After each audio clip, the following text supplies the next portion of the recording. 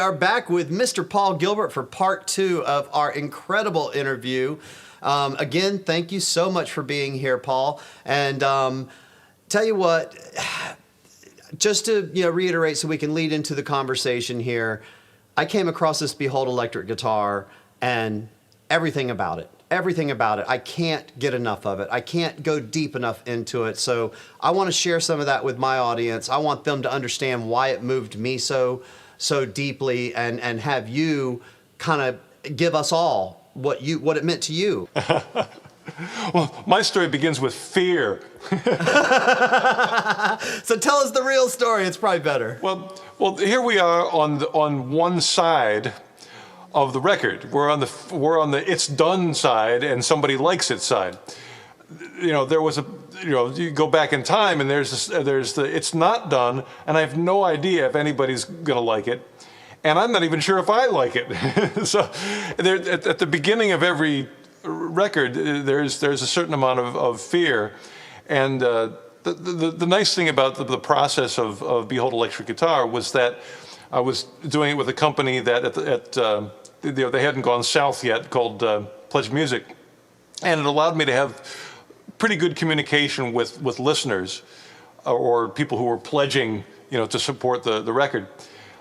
And I would basically, with these videos that I made for Pledge Music, I would share a seed of the song. And I almost wouldn't commit to it. It'd be like, I'm working on this thing, I actually think it's pretty cool, but it's not really finished yet. And I would sort of just present a little blueprint of the tune. And then, fortunately, I got good feedback to just about everything. And you wouldn't believe how inspiring that was. Because in the old days, RacerX, Mr. Big, you go into the studio and you're alone. And the only people who hear the music is you, the band, the producer, maybe some family members, but it's really a small little cluster of people who are listening to it. And you put more and more work into it, and you start to get really terrified, because you start to lose your objectivity. Like, I'm not sure if anybody's going to like this, and we've worked on it so much. And then there's that moment when the world hears it, and there's such a tension build up, and it breaks up bands, because everybody's so out of their minds, worried if they're gonna accept your new child that you birth. And the process of Pledge Music, unfortunately, it turned out to be a big scam, and they didn't pay anybody. But the actual process was great, because I could, and it was. I didn't know that it would be that way, because you're usually you don't even want to play it to the record company. It's like, no, you can't hear it until it's been mastered and everything's perfect, and then we can play it. And this wasn't like that at all. This was like, I'm playing you the raw stuff, and it's not finished, and it's not mastered, and it's not mixed, and it's just like an idea. And but in a way, to have a little bit of feedback and a little bit of support from the listeners at that stage of it, that was a brand new thing. That never happened before. That's always the secretive part. And to be able to be open and communicative and connect during that part of the process was wonderful.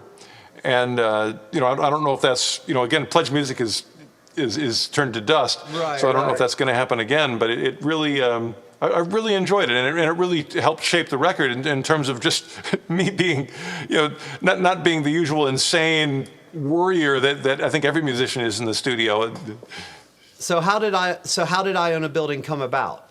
Well, it was, I probably can't even remember all of it. The seed of it was I did a video with Mr. Big in a building, and the guy who owned the building was there, and he so obviously loved his building. He just wanted to, he couldn't stop giving us tours of it. Because it was a big warehouse that had a lot of, he's like, you got to see this room. Guys, I know you're working, but come over here and look at the basement, And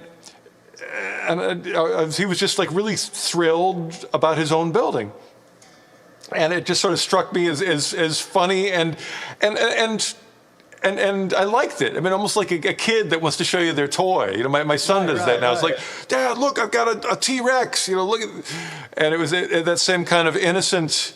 You know, it wasn't like you would imagine. You know, I mean, maybe the stereotypical thing is like, oh, I own a building and I'm you know, have reached some adults. You know, I'm up on the hierarchy kind of thing. Right. And that's fine too, but it was much more of an innocent, useful. Enthusiasm. Like I have this thing that I love, and I'm so happy that it's mine, and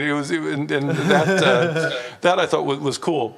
You know what I really loved is I loved that you, and if I read correctly, please correct me if I'm wrong, you originally had the idea to do either one or a couple of mics in the center of the room to most accurately capture a live, like a person sitting in the middle of the room listening to this. Yeah. And that kind of turned into the best, you know, secondary that you could do would be that the band at least played everything one take live. So all of those videos that we're watching, those are the actual recordings that we listened to on that final product, correct? Well, the one song that was totally live was Blues for Rabbit. Okay. The other ones, like for example, I Own a Building, that was a couple takes put together, and then the video editor did his best to take those takes. He was filming the whole thing. Okay. So you might see like a little out of sync thing once in a while, because if he didn't find the right take and mash it up, you know, that could happen. I've watched it a million times. I can't tell that, but now that you've told me, I'm going to go see if my eagle eye can catch it. But he did a great job. Yeah, he did a really good job. I've watched it a million times, and I thought it was one solid take all the way through. And even if it was more than one, I know you played it perfectly every time. That's amazing. Well, just did my best. It was, I mean, one of my memories of that record is I was really sleep deprived. You know, because I would get home and be a dad, because I have a young son, and I would, you know, my dad duties did not stop with making the album. So I'd come home and have to put him to bed, give him his bath, you know, read him a bedtime story, and then, you know, and of course I'm trying to remember these brand new songs, you know, and it was just, you know, I was barely, my brain was really working at its maximum capacity because I was so sleep deprived and dealing with, you know, trying to remember, you know, looks like that, and, you know, guiding the band and you know, being the co-producer and all this stuff. And so basically it was like just, you know, this close to the whole thing exploding the entire time.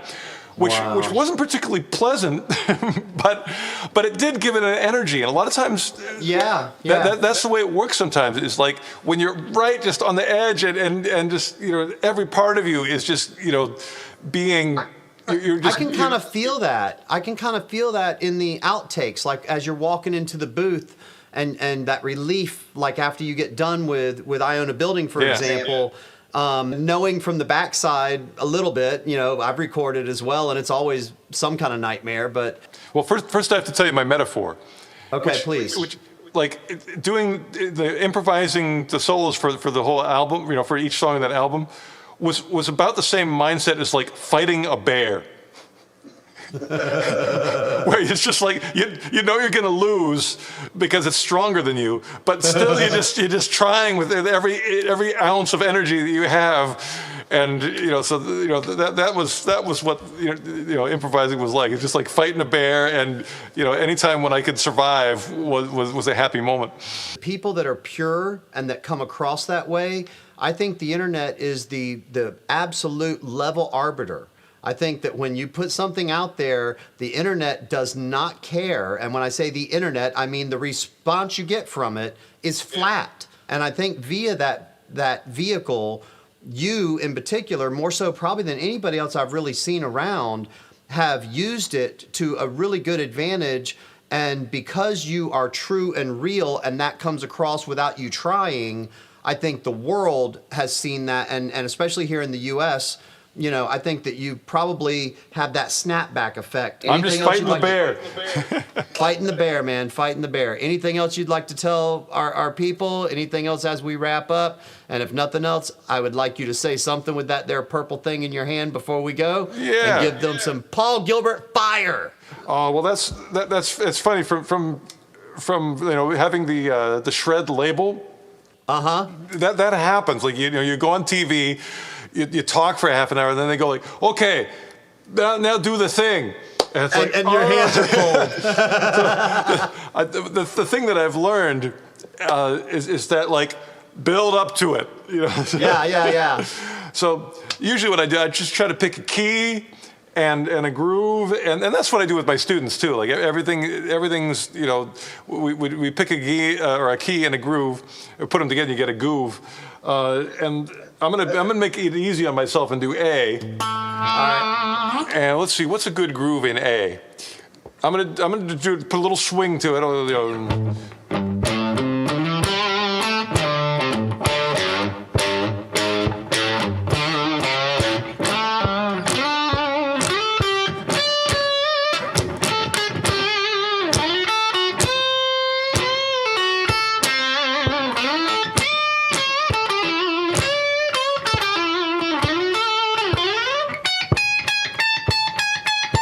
I didn't mean that note, my apologies. That one I meant.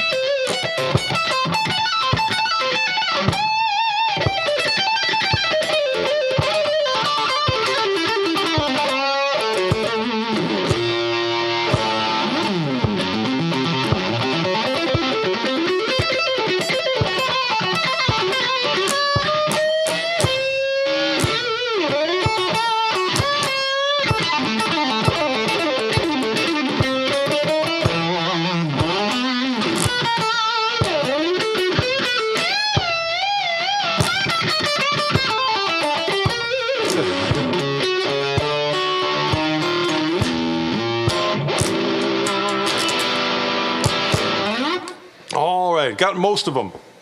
Mr. Paul Gilbert, I am telling you right now, sir, you are definitely my favorite guitarist right now, hands down, and I think you should be everybody's favorite guitarist in the entire world. So people, go get Behold Electric Guitar. Thanks so much, buddy. Thank you. Right on.